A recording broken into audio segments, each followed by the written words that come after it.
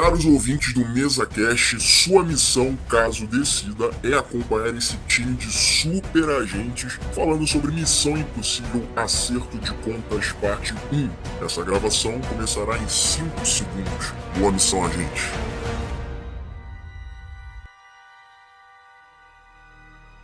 Galera, eu sou Efraim Fernandes, mais uma vez aqui apresentando essa bagaça. E Tom Cruise, além de imorrível, salvou o cinema de acordo com Steven Spielberg. Olá, eu sou a Dani, ou melhor, essa não sou eu. Eu sou apenas uma professora tirando o ano sabático. Fala galera, aqui é o Marcos Moviola e rapaz, eu costumo dizer que não tem nenhum filme ruim do Tom Cruise. Aí me perguntam, mas e a Múmia? Então, eu não vi a Múmia. Meu nome é Rafael Teodoro e eu só tenho pra dizer, Sr. Cruise, me engravida. Galera, Missão Impossível é uma das minhas franquias favoritas, junto com James Bond. A gente já falou de James Bond, já falamos de Missão Impossível, então você ouvinte pode ir lá em MesaCasts passados para conferir o nosso bate-papo. E eu tenho acompanhado essa franquia do Senhor Impossível, né, desde 1996, e é impressionante como a ação e como a história foi escalonando a níveis absurdos, sabe? E é uma coisa que ficou uma coisa muito marcante, né? Uma coisa que ficou marcado são as cenas práticas extremas de ação, né, feitas pelos próprios atores e especialmente o Tom Cruise. E isso da ação extrema, né, de não usar dublês, é uma característica que é muito comum em filmes asiáticos, né, em filmes chineses, né, de artes marciais, né. Jack Chan, Jet Li, esses caras fizeram história no cinema de ação. E essa prática, ela foi incorporada na franquia de Missão Impossível, né. Os diretores de cada filme queriam ter a certeza de que estavam mostrando os atores da melhor maneira possível fazendo essas cenas perigosas, né. E normalmente filme americano eles, quando é uma cena muito perigosa, o que eles fazem? Tiram o astro, tiram a atriz, colocam um dublê pra fazer aquilo pra garantir de que o ator e a atriz vão estar vivos até o final da produção. Missão Impossível joga isso tudo pro alto, né? O Tom Cruise, ele é louco, ele é um cara que dá o sangue, ele é o cara que tá sempre ali envolto nas produções dele. E eu acho que justamente isso que ajudou a popularizar os filmes do Missão Impossível, porque até então, como a gente falou em casts passados, Missão Impossível era uma série dos anos 60 que durou acho que uns 20 anos mais ou menos, foi até 88, se eu não me engano, acho que até 90, indo e voltando, mas aí o Cruise ele conseguiu os direitos e aí fez o primeiro filme em 96 lá com Brian De Palma, que é um filmaço, e aí a cada filme eu acho que, além dessa questão da máscara, que é muito característica da franquia, são as cenas de ação. Eu queria, na opinião de vocês, o que ajudou a popularizar Missão Impossível? Vamos lá, primeiramente eu acho que é Tom Cruise. A imagem do Tom Cruise, ele escalonou como um herói de ação, né? Ele começa lá no Top Gun, mas aí ele faz alguns filmes mais dramáticos, tem o Rayman, aí tem Vanilla Sky, ele vai para uma outra vibe. E quando ele faz o primeiro Missão Impossível é em 96, que é muito mais espionagem, mas eu acho que quando vira o segundo, em 2002, que a gente 2000 na verdade, a gente já conversou aqui no outro cast sobre os Missões Impossíveis, eu acho que a partir dali ele vira o símbolo de herói de ação dos anos 2000. É o que talvez o Stallone e Schwarzenegger estão lá nos anos 80, nos anos 90. Então a imagem do Tom Cruise passa por si só a atrair pessoas para o cinema. E o que popularizou a franquia é com toda a partir dele, as questões de, por exemplo, como você começou bem na introdução, ele fazendo as cenas de ação. Eu tava, por exemplo, quando eu vi o último filme agora, o parte 1, cara, a minha expectativa inteira não era quando acontece o salto, porque o salto foi divulgado, ele vai fazer um salto que ele treinou não sei quantas vezes, foi projetado, então você fica, caramba, quando é a cena do salto? Quando é que vai acontecer no salto? E quando ela vai se aproximando, você vê, caraca, como tudo foi construído para essa cena acontecer de forma brilhante, sabe? Não sei se foi ele que falou, mas falaram que montaram um filme pensando primeiro nas cenas de ação. Não sei se foi Tom Cruise, tá?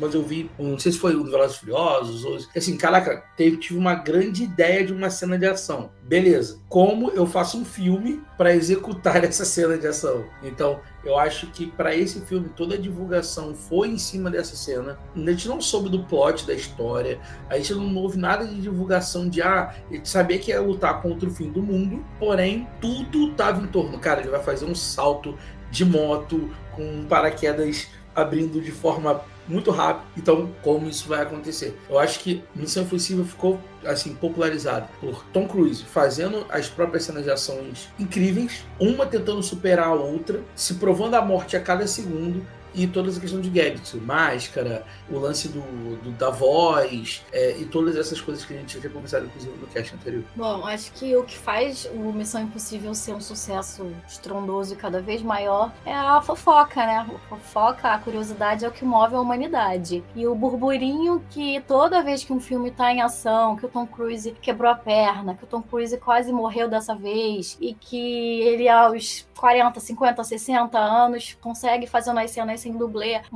As pessoas, né, vão muito ao cinema também para poder conferir, né? O burburinho tornou um sucesso. Então, é muito mais o que os tabloides falam, o que talvez leve ao cinema, não só a trama, mas muito também do que se fala previamente. E o Tom Cruise é a melhor propagação, é o melhor marketing, é a melhor divulgação que o filme poderia ter.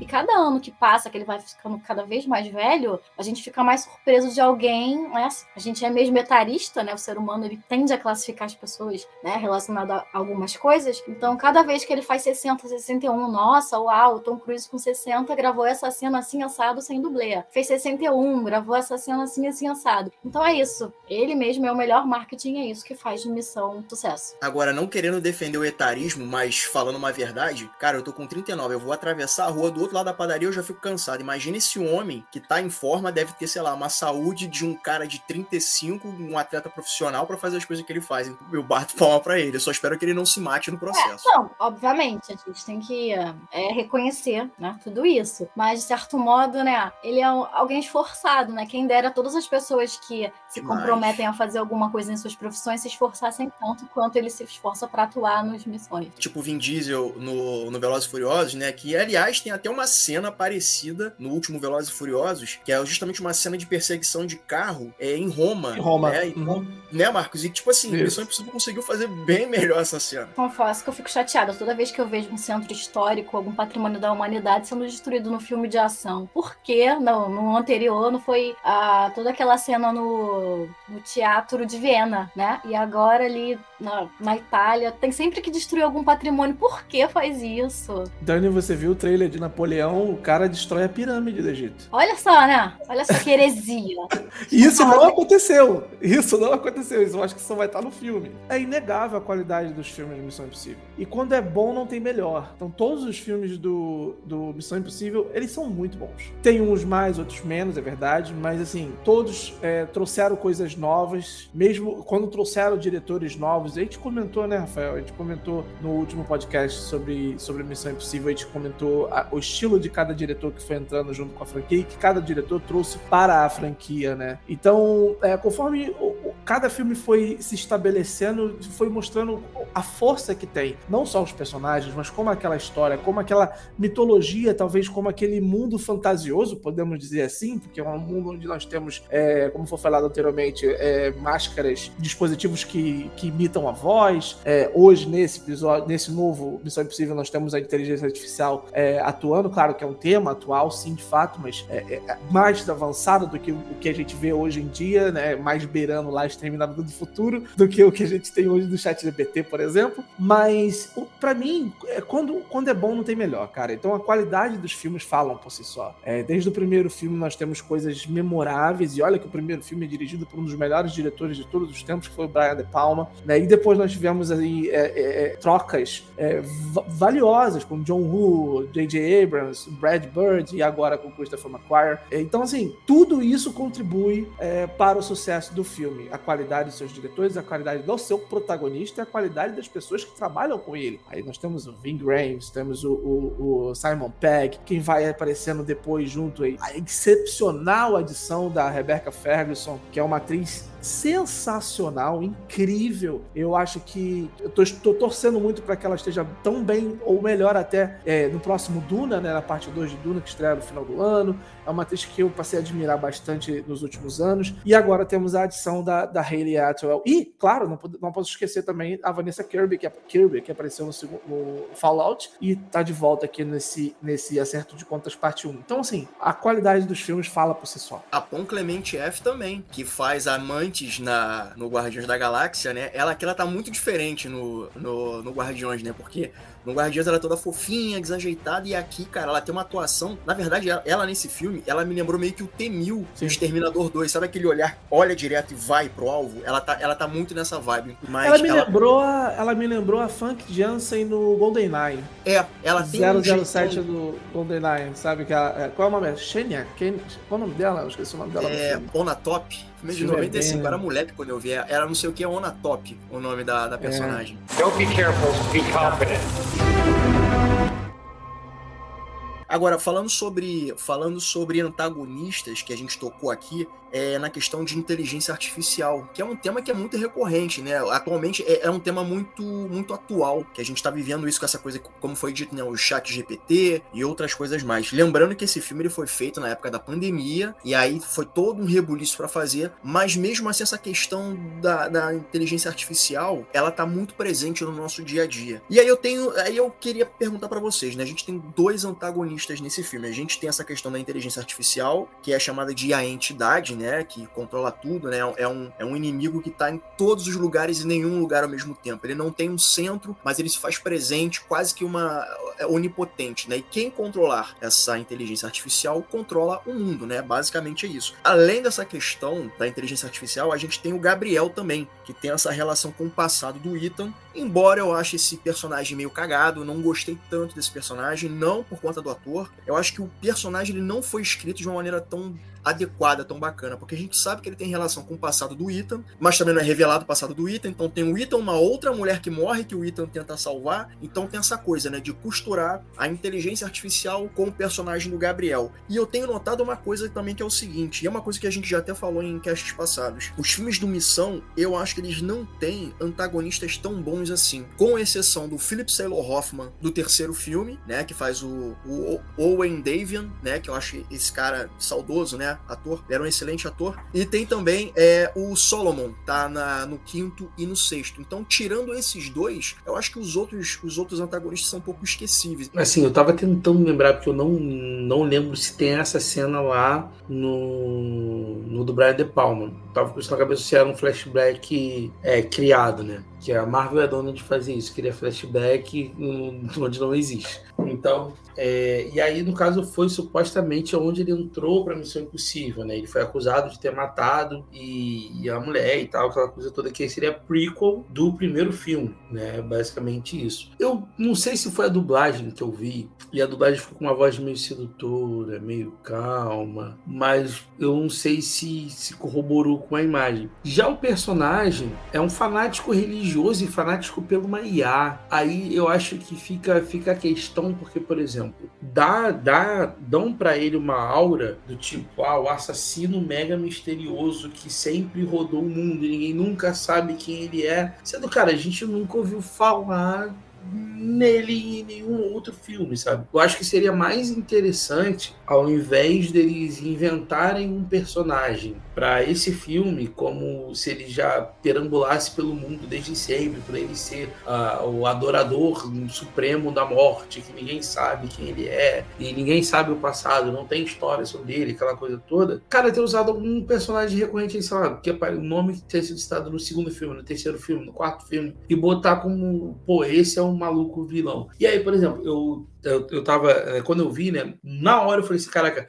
eu tenho que rever o filme que tem a Vanessa Kirby, né, a Lana. Eu falei assim, cara, eu tenho que rever esse filme, que se não me engano é o Protocolo Fantasma. Errou. Eu falei, eu tenho que rever. Não, é o Nação Secreta, né? Errou feio, errou rude. Não, é o Fallout. Tem a Ferguson que aparece também, os outros dois eu fico sempre perdido. Mas por quê? Porque coloca uma situação que é tipo, eu te conhecia como aquele personagem que ele se faz, né? E bota o nome e fala, cara, seria mais interessante ser esse cara como alguém totalmente diferente do que pegar um Zé, sabe? Um cara que não tem uma posição sinistra, matadora, mas também aquela voz calma, suave, ameaçadora. Porém, como a IA usa ele, eu acho interessantíssimo. Aquela parte da pós-festa, que é tipo, uma das duas vai morrer, aí você acha que aquela situação, não sei quem vai morrer, aí uma das duas vai morrer, você acha que vai acontecer naquele momento na festa, e junto com inteligência artificial já, tipo, ó, pelo padrão de ação de uma, vai fazer esse caminho. Pelo padrão de ação de outra, vai fazer esse caminho. Você vai encontrar as duas no mesmo lugar. Do tipo, você não precisa se preocupar. Você vai pra lá que as duas vão parar ali. Vão parar na ponte. Então, isso pra mim foi tipo, cara, que maneiro. Porque como você falou, a gente vive num momento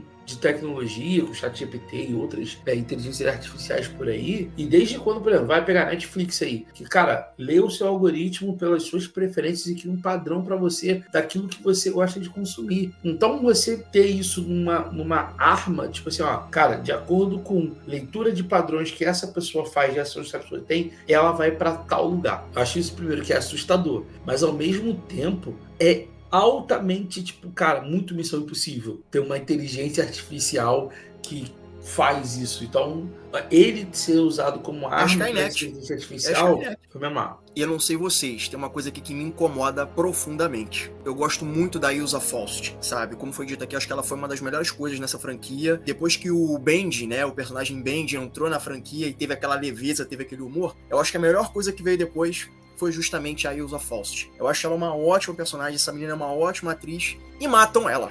Me incomoda. Assim, é uma história de agente secreto, a gente sabe que os riscos são muito maiores, então eu já estava prevendo que poderiam ocorrer algumas perdas. Mas eu não imaginava que fosse o caso da Ilsa, e eu não imaginei que fosse da forma como foi. Eu acho que essa personagem, ela poderia ser melhor aproveitada nessa história, né? Tipo assim, a gente perdeu a Ilsa, mas a gente ganhou a Grace. Ok, mas eu não gostei da forma como a Ilsa foi descartada. E foi descartada com muita facilidade. Cara, eu acho que a personagem era a Ilsa mesmo, pra morrer, sabe? Porque eu acho que ela já tava na hora extra ali. Eu acho que a personagem dela nunca deu o salto de entrar pra equipe, entendeu? Ela sempre ficou naquela, sou da M6, eu sou traidora, eu não sou.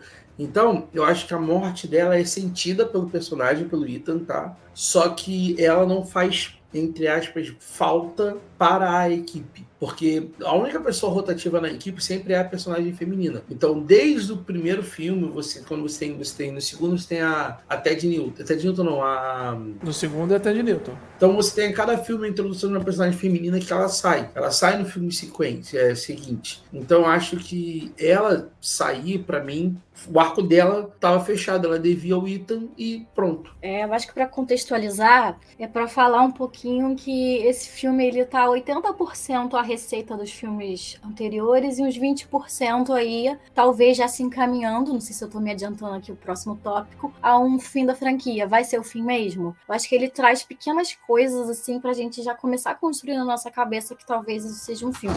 Uma nostalgia de pegar uma tecnologia como inimigo. É uma coisa muito anos 90, de quando a tecnologia e a internet, a informática estava se popularizando, não só no Brasil, mas ganhando o mundo aí, a gente tinha muito essa construção de o inimigo ser virtual, de que iam roubar os nossos dados. Então, quando a gente traz um inimigo num filme, né, primeiro é lá de 96, anos 90, as pessoas acreditavam nisso, de que os inimigos seriam virtuais. Aí quando a gente traz aqui já num encaminhamento para um final, para um encerramento de ciclo, a gente traz essa nostalgia. Então eu acho que ele tem uma fórmula um pouco diferente, assim, ele tá buscando ali trazer algumas coisas pra gente. Pode ser uma viagem da minha cabeça, vamos saber na parte 2. Então é um filme que ele traz uma quebra de expectativa, então ele é um filme que ele é 80% ação, mas ele traz ali uns 20% de emoção. Em todos os outros filmes da franquia, a gente fica bastante apreensivo, né, quem não, com as cenas, o grau de periculosidade ali das missões, mas nesse a gente também, ele não mexe não só com os nossos sentidos e deixa a gente ali apreensivo, mas ele também mexe com as emoções. Ele é muito sobre lealdade, sobre amizade, então tinha que ser ela, porque ela ia sensibilizar o Ethan, né? Assim, essa morte dela ia sensibilizar. Eu só não gostei muito como a cena foi construída, porque no momento que tá tendo ali a luta corporal, o embate e tudo mais, acho que a Grace ela ficou um pouco apagada. E quem é essa pessoa que, por mais que ela seja uma ladra, quem é essa pessoa que não tem o senso de humanidade de ver duas pessoas ali lutando corporalmente e não se mete no meio e não tenta fazer alguma coisa? Ficou meio enrolada a cena para até esperar o Ethan chegar como o herói da jornada para salvar ela, para se meter ali. Chegou tarde demais. Então, o jeito como se construiu, tipo, como se duas mulheres não pudessem ali sozinha encerrar com aquilo. Não, o Ethan, que é o bom demais, vai ter que chegar para fazer alguma coisa. E eu acho que podia ter sido melhor aproveitado. A Grace podia ter, de alguma forma, ter se integrado mais àquele combate. E mesmo que a Isla tivesse que morrer, mas ficou meio enrolada demais essa cena. Então, na construção da cena nesse sentido, mas acho que tinha que ser ela, porque esse é um filme que vai falar sobre emoções, não só sobre ação e missões. O ciclo tá chegando ao fim, tá se encerrando. Você falou uma coisa muito bem, que assim, que eu acho que a cena também, ela coloca, é porque o Ethan é o protagonista, né, é a franquia dele, mas você realmente joga, tipo assim, cara, o herói, o mocinho, o homem não vai conseguir chegar. Ele tem falhas, é igual o momento do trem. Tipo assim, ele também não era maquinista, ele também não ia saber. Mas ainda assim, a cena é toda construída para dizer que a Grace vai falhar na frenagem ali do trem, mas eles, potencialmente, por ser o Ethan, ele conseguiria. Em tudo que estava sendo construído, era para mostrar que o Ethan era o único capaz. Todas as outras pessoas, elas não seriam capazes. No caso da Grace, principalmente, né? Porque a Grace, ela é colocada o tempo inteiro nesse filme como a falha. Ela é uma ladra que não sabe dirigir um carro. Exatamente. Rafael, que bom que você concorda comigo. Eu achei muito sexista as cenas de que ela consegue roubar as coisas ali, mas na hora de dirigir ela não sabe qual é a esquerda, qual é a direita. Eu achei completamente desnecessária a construção dessa cena. Eu tenho uma visão diferente sobre essa cena do carro. Quando eu tava vendo o filme, me veio a percepção do seguinte: não que ela não saiba dirigir, é que ela é britânica. A mão é diferente.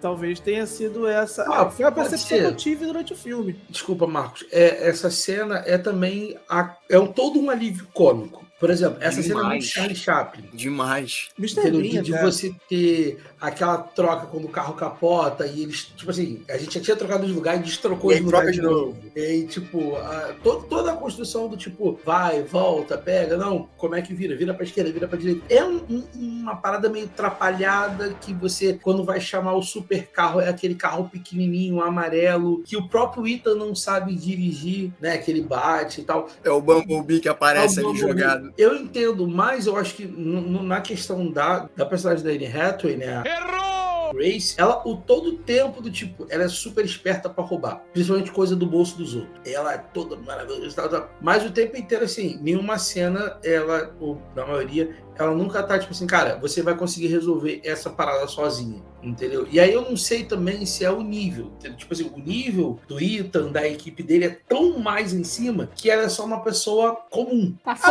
minha questão é exatamente essa. A minha questão é exatamente essa com relação a Grace. Porque eu entendi da personagem que ela não assumia riscos quer dizer, claro que ela sendo uma criminosa, ela vai assumir certos riscos, mas não riscos a ponto dela, quando ela é introduzida na cena do aeroporto, por exemplo, pra ela ali, ela acha que tá sob o controle. O Ethan acha que tá sob o controle da situação, quando na realidade a entidade tá sob o controle da situação, dominando ali o beijo e tal, não sei o quê. Ninguém sabe, ninguém tá sob o controle dela, a não ser a entidade. Então, a partir do momento que a ação, que a personagem se vê numa situação que ela nunca se imaginou se ver antes, eu acho que ela naturalmente ela dá uma segurada. Tanto que ela se mostra muito segura quando ela tá na prisão, ou melhor dizendo, sendo interrogada pelas autoridades italianas, quando ela foi presa assim que ela aterrissou. Só que aí as coisas vão acontecendo, vão escalando. Aí temos a cena do carro, que vocês mencionaram, e já também mencionaram a cena do final, que é a cena incrível do trem. Eu notei isso nela, que eu achei que ela era uma personagem que tava verde ainda, insegura com o fato dela ter que usar a máscara da Viúva Branca, White Widow, né? Ela foi usar a máscara da White Widow ali que ela não sabia que ela ia falar com o diretor da CIA, né? E aí, enfim, ela tem essa insegurança, ela meio que dá uma hesitada, a primeira vez que ela tá fazendo isso, ela achou que quando a Dani citou a cena que ela vai lá na frente do trem pra poder parar, que tá desgovernado, ela achou que ela conseguiria fazer a ação de parar o trem, mas ela não conseguiria de jeito nenhum, que foi quebrado o freio. O Ethan fala, você não conseguiria, foi quebrado o freio, vambora, segue a vida. E também a cena quando o trem tá começando a cair e tu vê que ela tá assustada com aquilo tudo, porque é uma coisa que... Cena maravilhosa. Putz, aquilo ali é espetacular. Quando o Ethan vira pra ela e fala assim, você confia em mim? Ela, não, sim, aquilo ali foi uma reação espontânea da atriz. Cara, não sabia, mas e ficou perfeito. Ficou perfeito. perfeito, porque a personagem é isso. Talvez, quando a gente vê, não sei se no próximo filme ou daqui a 2 filmes, se houver 2 filmes, ela vai estar um pouco mais segura. Que ela já vai ter o convívio com aqueles personagens. Então é uma evolução. Mas será que a do gente personagem. vai ter a volta dela pra franquia? Porque eu pontuei ele, tipo assim, eu acho isso um desperdício. A gente vê todos os... Por exemplo, a gente vê o Luther evoluindo, a gente vê principalmente o personagem do Simon Pegg, né, que é o Benji. Ele é o que mais evolui na franquia inteira, mas as personagens femininas, elas, tipo, são ações pontuais. As 2 únicas que seguiram foi justamente a Ferguson, né? E agora a Lana. São as 2 únicas personagens que criam sequência de encontrar ele. Até a Michelle Monaghan, que era a esposa dele, que foi introduzido no 3º filme. Aí tem uma pontinha dela no 4º ou no 5º, se eu não me engano. No 5º. E Não, só, não, sabe? Não sei. E só. O próprio Jeremy Renner, o Alec Baldwin, entendeu? A Paula Patton? Que tá no 3º filme. Não, que faz parte do 4º. No 3º filme tem uma outra atriz também oriental também. A Maggie Q. Maggie Q, que não volta pra franquia em nenhum momento. Então, assim, meu ponto é isso. Eu não sei se ele pensou no estereótipo de Bond Girl, que cada filme era uma, e ele faz isso, mas eu acho que daria pra fazer uma franquia com essas personagens, tipo... os mercenários, daria pra ver uma equipe com elas fazendo uma equipe. Né? Mas eu acho que ela volta, cara. Eu acho que ela volta. A Grace volta, com certeza, pelo menos no próximo filme. A Grace e a personagem da Pom Clemente F também, porque ela na que ela morre, o cara checa o pulso dela e fala, não, ela ainda tá viva. Ah, tá. Bom, eu concordo com o Rafael nesse ponto, eu acho que o filme, ele faz isso, a franquia faz isso, o que é uma pena, né? Mas, no caso da Ilsa, que é uma personagem que eu já falei, que eu absolutamente adoro, foi uma morte que eu senti muito, mas muito. Foi um baque, assim, que eu não esperava. Talvez chegou um momento quando eu tava lutando ali, que a luta tava começando a escalar, e eu falei, putz, aí eu vou morrer. Eu falei, putz, que merda. E é um filme que desde que eu percebi o perigo da entidade, eu falei, alguém vai morrer. E eu já fiquei apreensivo, porque eu adoro esses personagens, né? Pô, mataram logo minha favorita. Eu achei que iam matar o Luther. Porque, originalmente, o Luther é quem é o hacker. Ele é o cara do computador. Então eu pensei, opa, inteligência artificial, Luther e Benji, que são os caras, né, apesar do Benji ter virado um agente de campo, pensei, cara, vai matar o Luther. Aí eu já tava convicto que o Luther ia morrer, e não. Mataram a Ilsa. Eu falei, caraca, mataram ela? Como assim? E quem era o primeiro? Vocês lembram quem era o primeiro hacker do IMF? Era o primeiro Luther. Filme? Não. Era o Luther. Não, era o Emílio Esteves. Era o Emílio Esteves. O Luther, se eu não me engano, era responsável por armas, uma coisa assim, não por gadgets. Não, ele era hacker do início. Desde o início. Ele era até fora da lei, na verdade. Depois que ele foi, entrou pra acho que é IMF. isso. Gente, faz muito tempo que eu não vejo. Deu a entender que todos que entram no IMF, eu falo IMC, estou pensando dentro do IMF, são criminosos. Presidiários, né? Tipo assim, você vai ser preso, você pode morrer ou você tem essa escolha de viver nas sombras. Um ponto que antes eu falar da morte a gente estava falando aqui da dualidade, né? Da Grace e eu não vou lembrar o nome dela. Da Ferguson. Ilsa. Mas assim, eu lembro da atriz, para mim é mais fácil. Assim, tem uma questão que eu esperava que eles fossem fazer nessa cena, meio o Batman Cavaleiro das Trevas, quando o Coringa sequestra o Harvey, né? Uhum. E a Maggie Gyllenhaal, que é a... Sim, a Rachel. Que é do tipo assim, que o lance é quem o Batman vai conseguir salvar. Aí quando o Batman chega pra poder salvar o Harvey fala, não era pra você estar aqui, era pra você salvar ela, não pra vir me salvar. Então eu esperava que fosse desse tipo, a inteligência artificial, na verdade, guiar ele pra uma e não pra outra. Então, tipo assim, a outra iria morrer. Quando ele tava fazendo a voz do Benji? Quando ele tava emulando a voz do Benji? Isso. Tipo, a inteligência entendeu que, cara... Porque, outra coisa, tá? Não faz sentido pra mim, não sei, Dani pode dizer mais, Marcos, não faz sentido pra mim ele amar a Grace. Não, tipo assim, nem esfriou o corpo da Ilsa, eu não percebi isso, não.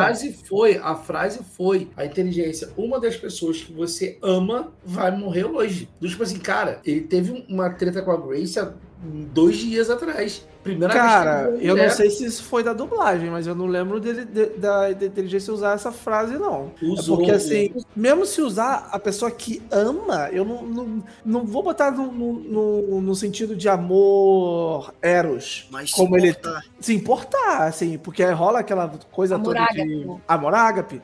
Não sei se era aquela coisa de família de Velozes e Furiosos que, né, Hollywood tá pegando aí. Não, Mas, entendeu? Eu acho que é mais por aí, porque ele poderia estar falando do Luther e do Benji. Tudo bem.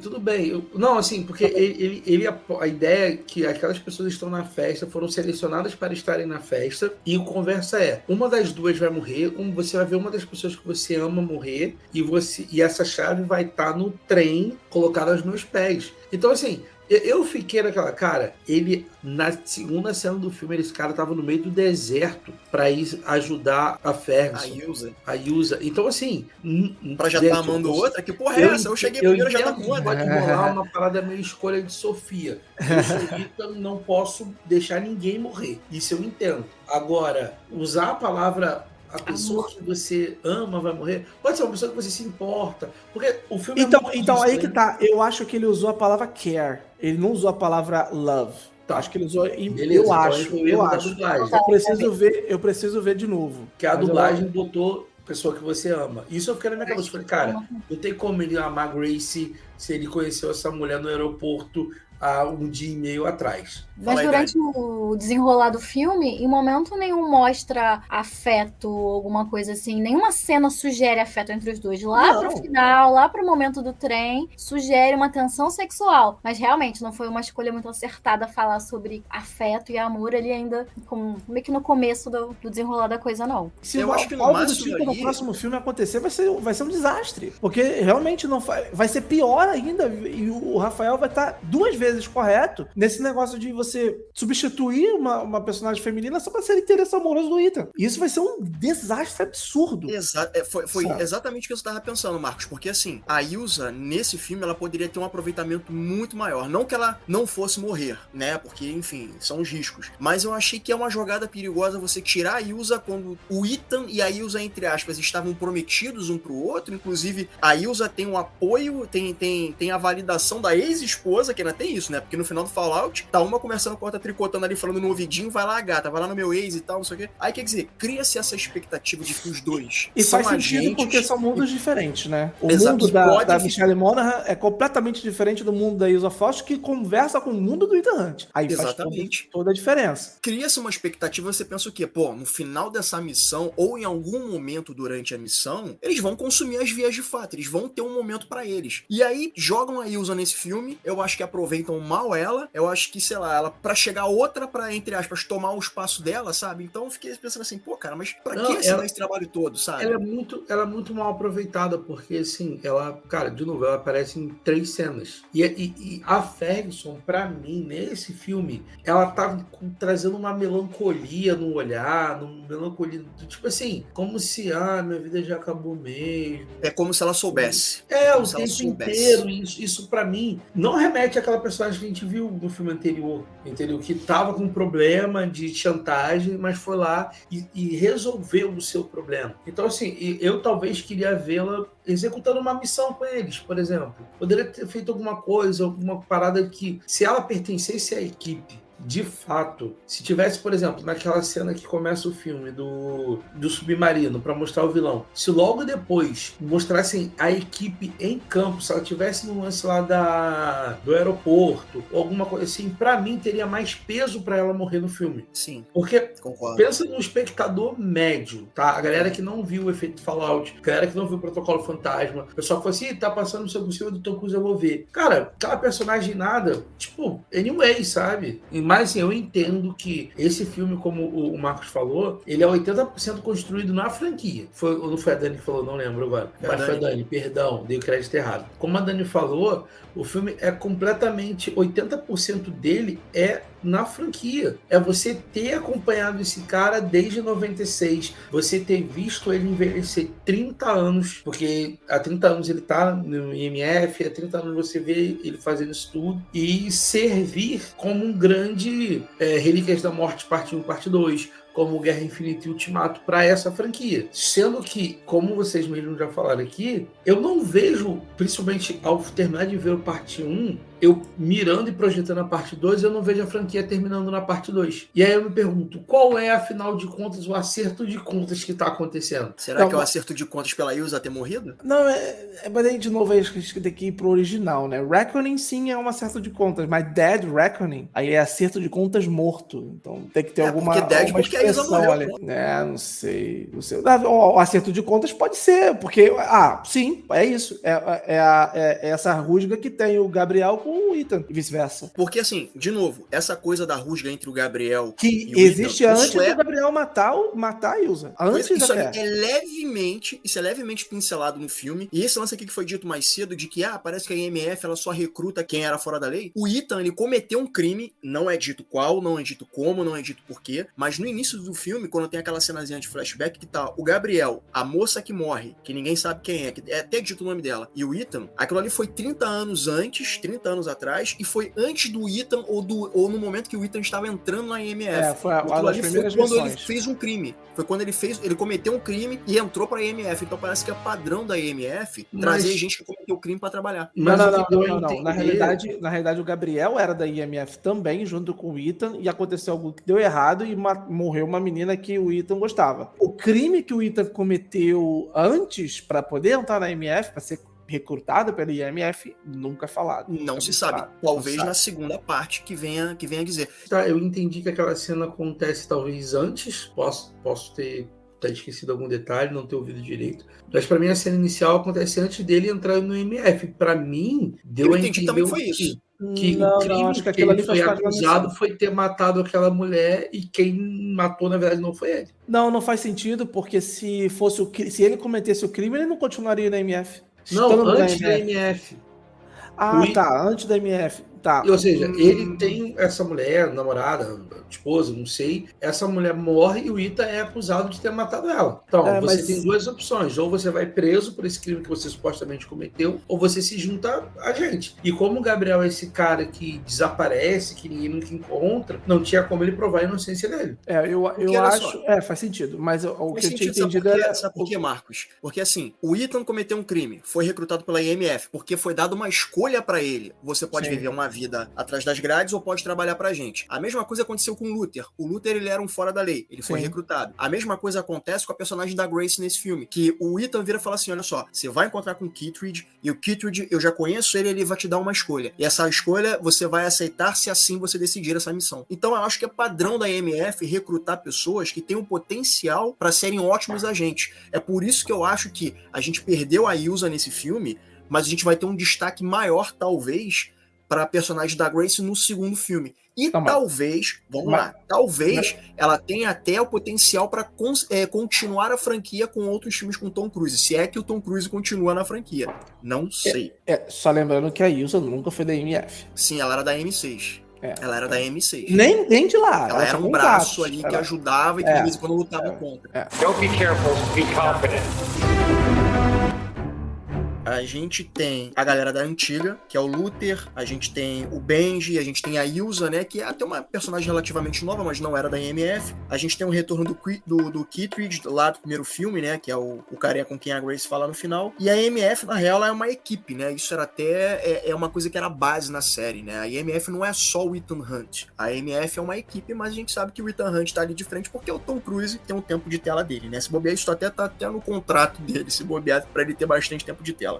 Daí eu pergunto pra vocês, Missão Impossível continua sem o Tom Cruise? Ou quem sabe o Cruise ele faça participações esporádicas, tipo o Nick Fury, que chega ali e coordena a IMF e tal? Ou quem sabe a gente tem um reboot da franquia, que nem foi com o 007 do Daniel Craig, que começa tudo do zero, tudo de novo? O que vocês acham como é que vai ser, possivelmente, depois do Acerto de Contas parte 2? Eu fico pensando, será que nesse filme... em diversos momentos, as cenas foram construídas para que o personagem do Ethan fosse de extrema importância, não que nos anteriores ele não seja, mas será que isso já não é uma maneira de se fechar com chave de ouro? De sair deixando um bom gosto, sabe? Será que isso já não é um indício de foi um ótimo combatente e é isso, se aposentou? Eu vejo nesse sentido.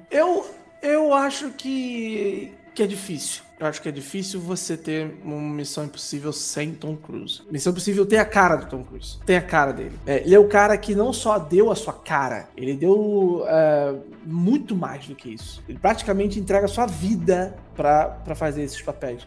E por outro lado, mais uma vez, o burburinho de será que vai, será que não vai, é mais uma publicidade, é mais uma divulgação, é mais uma vez manter o nome no hype, né? É mais uma vez aí trazer a atenção, o foco do espectador para o IC, será que ele vem, será que ele não vem?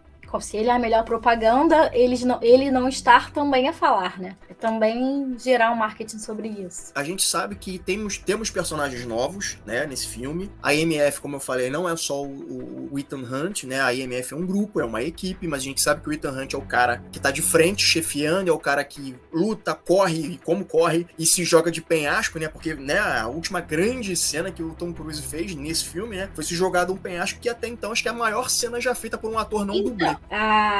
No geral, falava-se muito sobre essa cena, sobre as 19 tentativas, sobre o tempo curto que ele tinha para saltar e abrir o paraquedas. Mas a espectadora aqui ficou mais apreensiva com a cena dos vagões do trem caindo e será que eles vão conseguir correr? Muito mais do que eu achei que essa cena da moto, no momento em que ele perde o momento de pular ali no trem, e ele começa a ter que achar uma rota alternativa e vai se embrenhar pro meio da floresta, ele começa a ficar um pouco apagado. Por alguns minutos, a Grace se torna a grande protagonista, você fica ali uns minutos vendo ela ali, tava com a máscara de Alana. Por um bom momento, você esquece ali que o Ethan é o protagonista e é o agente mais fodástico e tudo mais. Gerou-se muita expectativa, né?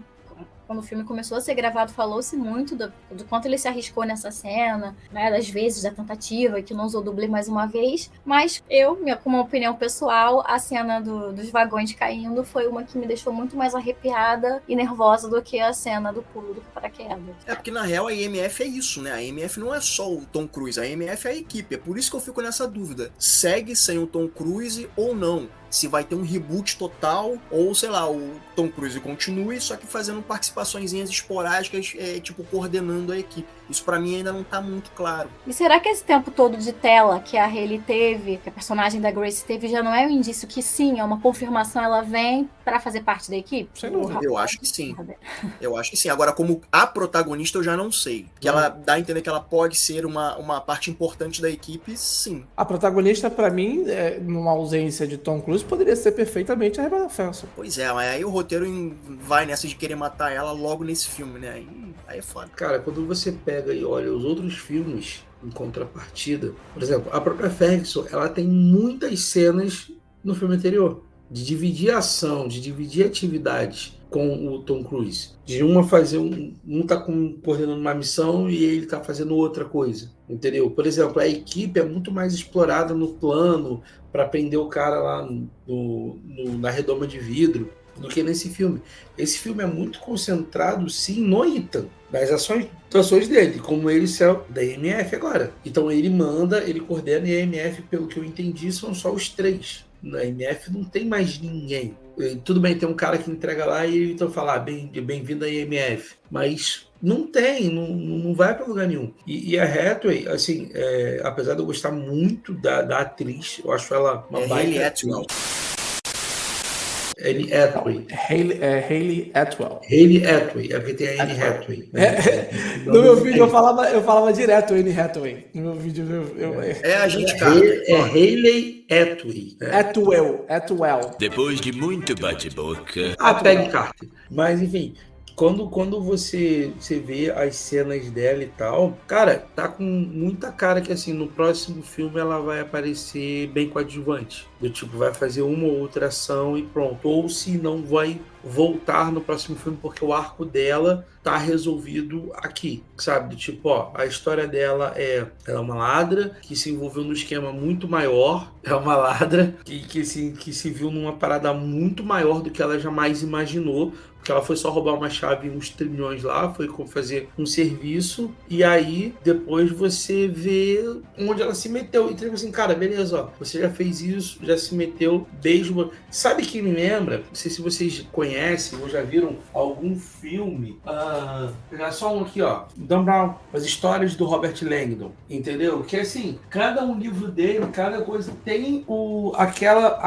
Robert encontra alguém, aquela pessoa ajuda ele naquela missão e acabou, sabe? Não transporta, não ecoa. Missão Impossível pra mim é muito disso. Eu acho que ela não vai ser a protagonista da série, até porque tentaram fazer isso lá quando trouxeram Jeremy Renner. Jeremy Renner fazer essa transição da franquia, o que não rolou, né? Então, se não tem Ethan, não tem Missão Impossível. Simplesmente isso. Do mesmo jeito que não tem Velozes e Furiosos sem Toretto. A não ser que façam um spin-off, como teve o Hobbs e Shaw, que era aquela missão pontual, daqueles dois caras que na missão. Você pode ter, sim, uma missão pontual. Você pode ter, por exemplo, qualquer uma dessas personagens que a gente falou, tendo um filme ou tendo uma combinação, mas elas não têm o peso. E aí eu falo peso de indústria. Uma coisa é você ter um spin-off com o The Rock e o Jason Statham, outra coisa é você ter um spin-off com a Halle Atwell e a Vanessa Kirby. Ou seja, o peso para a indústria é totalmente diferente. Em termos de nome, de popularidade. É diferente, sei lá, se a Angelina Jolie tivesse no Missão Impossível. Beleza, a Angelina Jolie atrai o suficiente para um filme. A Scarlett Johansson atrai o suficiente para o filme. Uma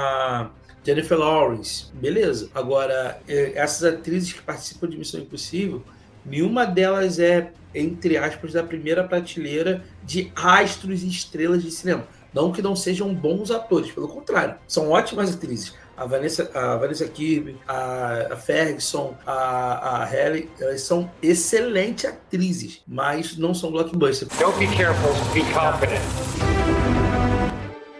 A gente falou das cenas de ação, e eu concordo muito com a Dani. Eu acho que o que vem do filme é a cena do salto, mas a cena do trem é uma parada assim, inédita no filme Missão Impossível. Que geralmente tem aquela parada de tempo, o tempo tá acabando, é pra desarmar uma bomba, é pra fazer alguma coisa. Não, cara, é tipo, o tempo tá acabando pra se salvar. Essa cena do trem me lembrou até a cena final do primeiro filme, que no primeiro filme tem a cena final é justamente num trem também, né? Sim. E eu achei que de vez em quando no filme ele faz essa autorreferência. Sim. Só faltou o Red Light, Green Light. Exatamente. Mas sim, eu concordo que a cena do filme, a cena principal do filme é do trem. Eu esperei muito na festa uma cena estilo John Wick. Eu falei, cara, também, essas né? Aquela zoada. Eu falei, cara, precisa de uma cena de John Wick ali. E não teve. Gostei muito das perseguições. Eu acho que todas elas bem coreografadas. As lutas estão bem coreografadas. Não gostei muito do efeito visual das cenas que eles estão na parte de cima do trem. Na verdade, tirando o filme Trem Bala, do Brad Pitt e tal. Eu não gosto muito dessas cenas que são gravadas em cima do trem, tá? Opa, sabe o que isso me lembrou? Skyfall. Skyfall tem uma cena foda em cima do trem. Verdade. É no início do filme, inclusive. No início do filme, No início do filme. Mas é porque, sei lá, eu acho que nesse filme, inclusive, eu não gostei muito dos efeitos, assim, de borrão, de maquiagem. Não sei se... sei lá, a própria cena de luta, a coreografia não curti. A única parte que eu curti foi quando o Gabriel tenta esfaquear o Ethan, que ele joga a faca assim, tipo, pensando que a velocidade da faca vai fazer a faca voltar. Fora isso, nada de... Na verdade, esse filme não tem bons embates, coreografias de luta. Não sei o que vocês acharam. Achei meio assim, tá, ok. Não sei se passou a sensação que justamente por ser a parte 1, a gente vai ter uma parte 2, mas parece que em termos de coreografia é um pouco mais abaixo, assim. Mas eu nunca vi Missão Impossível como um filme, seja ele qual for da franquia, como uma coisa de corpo a corpo. Tem, é uma coisa que tem, mas eu sempre vi mais planejamento tanto dentro do universo diegético do filme, né, que é o universo do filme, quanto da direção dos responsáveis, né, de todos eles. Eu nunca pensei em Missão Impossível como sendo alguma coisa desse sentido. Como você falou, John Wick, né? Claro, eu não tô dizendo que não pode ter. Se tiver, ótimo. Mas eu sempre vi mais como construção narrativa, construção dramática para aquela cena. Aí, de novo, a cena do trem, né, que vai ter a queda e ele vai indo de vagão em vagão e cada vagão caindo E toda vez que ele entra num vagão novo, parece que é level de videogame, tá ligado? Dificulta, ele chega no vagão cozinha, aí, pô, alguma coisa acontece que libera o gás e tem coisa acesa, putz, que ela vai explodir, não, vão correr, e aí vai. Eu penso mais em Missão Impossível nisso, de construção narrativa, construção dramática, da construção da ação mesmo, não porrada. Don't be careful, be confident. Pra encerrar, o que vocês esperam de Missão Impossível Acerto de Contas Parte 2, que é, né, o 8º filme da franquia, e a nota que vocês dão de 1 a 4 cadeiras pra esse filme aqui. Eu já adianto que eu dou 3 cadeiras pra esse filme, eu não dou 4 por conta de questões mais técnicas, e você que tá ouvindo pode saber esse motivo, porque eu fiz o texto lá no site do mesapra4.com.br, então eu dou 3 cadeiras. E o que eu espero do próximo filme da franquia é que o Tom Cruise não se mate, e nem mate ninguém na produção, porque é cada coisa que esse cara faz que, assim, o cara samba na cara da morte e sai rindo, sabe? Bom, eu espero que continue sendo um filme que, além de mexer com os sentidos, mas que mexa também com as emoções, que continue falando sobre as coisas que falou nesse, e que a próxima pessoa que o Ethan ama está em perigo que não seja o Benji. Eu dou 4 cadeiras. Então, eu espero que a qualidade se mantenha. Eles têm uma equipe competente, atores bons, ideias legais, e eles sempre realizam aquilo que, sabe, nos faz feliz por ver filmes como esse no cinema. Eu só espero isso, que a qualidade se mantenha melhor, que, se possível, melhore, fique melhor o filme, assim, eu não tenho expectativa, tento não criar expectativa com relação a não ser, com relação a tramas e tal, a não ser que o filme seja bom, ou excelente, ou top, incrível. Agora, a minha nota, qual é o máximo mesmo? De 1 a 4 cadeiras. Eu dou 5. Não, 4. Eu amei o filme. Ó, segundo o Christopher McQuarrie, o que a gente viu nesse filme é apenas uma introdução, porque tudo vai vir rasgando no segundo filme. Filme muito longo, a gente passa tantas horas ali que a nossa cabeça também, além de, né, a gente fica concentrado no filme, mas também começa a divagar sobre muitas coisas. A cena do trem, a missão vai acontecer no trem? Como assim? Uma coisa Agatha Christie? É a morte no trem pro Oriente? No momento também que os vagões estão caindo e tal, e o casal ali, né, aquela tensão sexual no ar, é como assim, a Rose e Jack no Titanic, ao invés de navio, agora uma versão 2023 trem. Então é isso, o filme é muito longo, dá margem pra gente devagar coisas possíveis e coisas que não são possíveis. E digo mais, não é o melhor filme da franquia. Pra mim, o melhor filme da franquia é o 6º filme, o Fallout, e o primeiro, pra mim. Eu também acho. 3 cadeiras pra mim. Eu acho um filme bem regular pra franquia, que é excelente, né? Então é um filmaço de ação como um todo. Eu acho que o que o impede ele de ser um pouco mais é a síndrome dos parte 1, dos finais, ou seja, tu sabe que ele não finalizou, sabe que o arco não foi completo. Então você tem, por exemplo, a personagem da Grace sendo capturada ali pelo governo norte-americano, então sabe que vai acontecer alguma coisa. Você tem a personagem da Completif, que é Paris, né? Completif, que é a amante, né?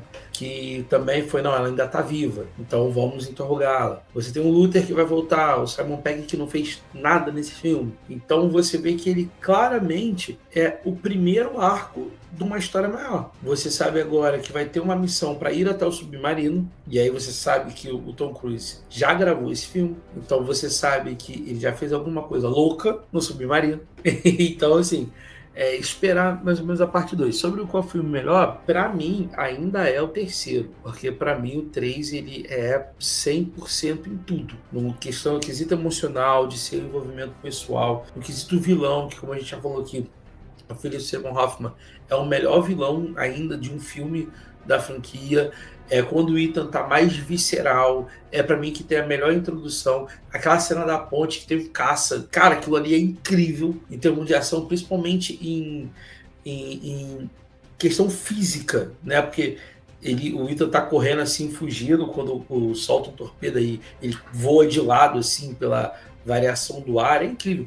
Mas, cara, eu não sei se tem na internet, mas se não tiver, por favor, alguém que saiba editar, edita aí os melhores cenas de ação de Missão Impossível, a gente vai ficar tipo umas 4 horas assistindo, que é uma perseguição de moto, perseguição de carro, salto, mergulho, de passar um tempo sem respirar. Não só a Missão Impossível, né? Onde tem qualquer tipo de meio de transporte em alta velocidade, onde a vida humana possa estar em risco, tem o Tom Cruise, né? Foi assim também feito na América. Ele gosta disso, é do perigo. O Top Gun, ele pilotou um caça. Gun, Assim. São 3 cadeiras e pra mim esse filme é nota 6, assim. É um bom filme de ação, mas eu acho pouco inspirado em algumas coisas, assim. Como eu falei, por exemplo, acho que poderia ter uma coreografia de luta um pouco mais... A questão da câmera também. A gente vem de vários Bourne, John Wick. O próprio Jason Bourne não é uma franquia de malabarismo, de arte marcial, mas você sente o impacto de cada soco e tal, e nesse filme eu acho que o Christopher, que ele já fez outros filmes de Missão Impossível, que você sente a coreografia bem melhor trabalhada. Pra mim esse filme, talvez ele guardou ali pro parte 2, e aí a gente tenha grandes cenas ali. Tô animado pra ver o 7º, tá? E o 7º não, o 8º. E pra mim, Tom Cruise, pelo amor de Deus, é o seu Vingadores Ultimato. Traz todo mundo que já participou dessa franquia pra fazer alguma cena de ação com você, pelo amor de Deus. Desde que não coloque aquelas cenas de câmera balançando, câmera agitada como tem na franquia Bourne, que eu odeio essa porra. Pra mim, quando tem câmera chacoalhando pra lá e pra cá, que tu fica louco, tu fica passando mal, é porque é a inabilidade de quem tá fazendo uma cena de luta. Pra mim é isso. Não faz isso não, eu adoro. Cara, é a minha única reclamação na franquia Bourne, é a porra da câmera que não para. Eu adoro Paul Greengrass, adoro. Mas é justamente isso que faz você sentir o impacto da pancada, câmera na mão ali, o cara correndo junto contigo. Porra, mas é demais. Sei lá, traz o John Woo pra fazer alguma cena de ação. Piorzinho, o filme pior dele. É um filme pior, mas as cenas de luta são maravilhosas. São clichês, mas são muito maravilhosas. Pra defender o segundo, ele é o mais fraco da franquia, mas o mais fraco da franquia é melhor que muita coisa que tem aí fora. É o que eu acho. É melhor que alguns 007, né? Alguns. Pelo menos alguns. Galera, muito obrigado pela participação de vocês. Pra você que tá ouvindo a gente, tiver dúvida, reclamação, sugestão, quiser que a gente fale de algum filme, de alguma série, de alguma coisa bacana que você conferiu, manda um e-mail pra gente, mesapra04@gmail.com, ou então manda pra gente uma direct lá no Instagram. Não se esqueça também de, quando você estiver ouvindo esse programa na plataforma que for, Spotify, Deezer ou outros, não esquece de dar lá o likezinho, colocar a estrelinha, porque isso é um indicativo de que a gente está fazendo um trabalho bacana. Galera, muito obrigado pela paciência, muito obrigado pela audiência e até a próxima missão, caso assim você aceite desejar. Galera, desejo a saúde e a disposição do Tom Cruise pra todo mundo, hein? Amém, tô precisando. E joelhos. Joelhos é bola. Eu quero os dentes brancos também, sem precisar comprar Ele dente tinha de os dentes porcelana. tudo trepado na adolescência. Aquilo ali foi tudo um tratamento, gente. É só fazer que funciona. Mas eles estão falando assim, ele envelheceu, né? Quando ele entra no começo do filme, tu vê que a cara Ele tá com um muito pé de cheia, galinhazinho, uma pé de preço. Mas pô, também, né? Ah, meu irmão, Como? 60 porra, anos. eu quero envelhecer que nem um Tom Cruise, meu irmão. Eu quero Ele é a envelhecer Glória Maria igual- dos caras, né? Aqui a gente tinha a Glória Maria e... Sim. Eu quero ter os dentes de porcelana do Tom Cruise. Cara, eu queria ter, na idade que eu tenho agora, a corrida dele. Do tipo, só isso já me bastava. Eu lembro logo do filtro solar, você vai sentir falta dos seus joelhos. Valeu, galera, forte abraço. Tchau, bye bye.